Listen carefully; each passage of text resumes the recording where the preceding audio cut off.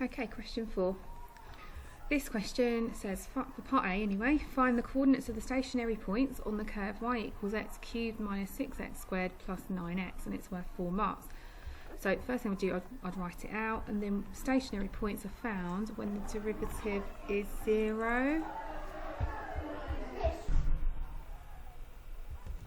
So dy dx equals 3x squared minus 12x, obviously multiplying the 6 by the 2, power goes down by 1, plus 9. So in terms of marks, I think you're going to get a mark, you're going to get 2 of those marks for differentiating that expression. So I think by this point you've probably got 2. Right, so that's what we want to, so first of all we differentiate it, then we want to set that equal to 0 because the gradient is 0 at a stationary point. So there we go. Now, again, when you can actually divide everything here by 3, so let's do that anyway, why not? And then we should be able to factorise that quite easily just by looking at it. Again, you can use your calculator if you want, but this one's actually quite a nice one. So it's going to be minus 3 and minus 1 in the brackets because they both multiply to make 3, and then they add to make minus 4. So there we go. So I think that'll be another mark for doing that factorisation.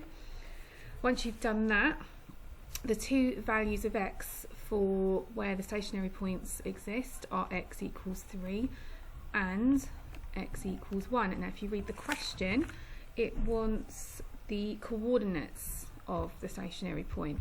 So that's not enough, unfortunately. You need to work out the values of y that match these.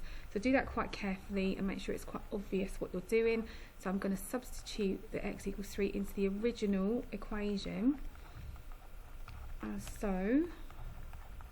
And then you can obviously use your calculator to work it out. I mean, I sort of so used to doing it this way. I would write out the next line as such.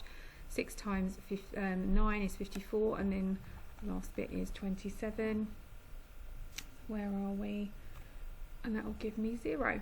So underneath that, I would write x was 3 and y is 0. So I've got my coordinate written properly like that underneath. And what I'll do up here is I'll do the same thing when x is 1 for the other value.